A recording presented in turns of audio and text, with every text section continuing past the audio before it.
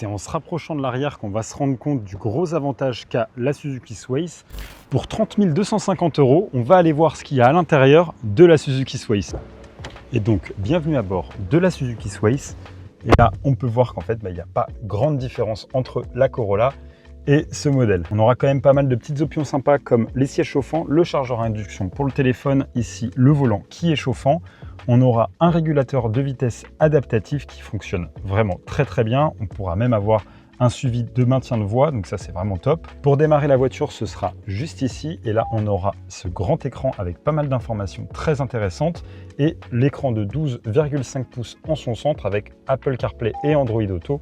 Ça c'est vraiment très agréable. Et juste en dessous, on aura la climatisation à boutons. Bon, ça vous savez que j'adore, même si elle mériterait un petit coup de renouveau parce que là elle fait un peu vieillot. Bon, j'en profite d'être de face pour que vous ressentiez l'ambiance à bord. Je trouve qu'elle est assez sombre. C'est un peu dommage de ne pas avoir par exemple de toit ouvrant ou quoi que ce soit qui pourrait apporter encore plus de luminosité parce que là l'intérieur gris-noir, ça fait un peu triste. Au niveau du confort et du design des sièges, j'ai absolument rien à dire, ils sont vraiment top, ils maintiennent très bien. Le seul problème c'est qu'ils sont juste en ce tissu et je suis pas très fan de ces motifs.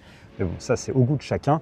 Le siège lui ne sera pas électrique, on pourra l'avancer et le reculer manuellement. La seule partie électrique ce sera au niveau du dos. Vous pourrez ajuster juste au niveau des reins, pourquoi pas. Concernant les habillages à l'intérieur de la voiture, ils sont pas forcément toujours très nobles, même si dans l'ensemble c'est plutôt réussi. On aura du faux cuir moussé au niveau des portières, si on aura même des surpiqûres au niveau du tableau de bord. Concernant l'arrière de la voiture, là pour le coup, le côté sombre sera encore plus flagrant, c'est un petit peu dommage. Les panneaux de porte, eux, sont aussi bien finis qu'à l'avant, malgré le fait qu'il y ait des apparitions de plastique brut. Les sièges, eux, sont plutôt confortables. Par contre, à éviter au maximum, c'est cette place du milieu, parce que l'accoudoir en son centre, il est très fin et du coup on se retrouve vite avec cette partie là qui vient nous bloquer le dos. C'est en se rapprochant de l'arrière qu'on va se rendre compte du gros avantage qu'a la Suzuki Sways, c'est son volume de coffre. On a un peu moins de 600 litres de chargement dans cette configuration et si je rabats les sièges, on en a 1000 de plus. En tout cas, cette Suzuki Sways, moi, elle m'a impressionné. Et vous dites-moi ce que vous pensez du modèle et n'hésitez pas à vous abonner pour encore plus de contenu automobile.